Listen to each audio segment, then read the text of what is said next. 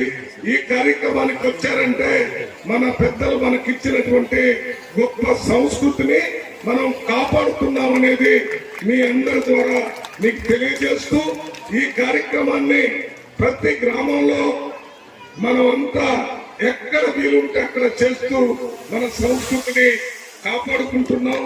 కాపాడుకోవాలని ఇవాళ భారతదేశం యొక్క సంస్కృతిని ఇతర దేశాల్లో ఉన్న వాళ్ళందరూ కూడా గమనిస్తున్నారు.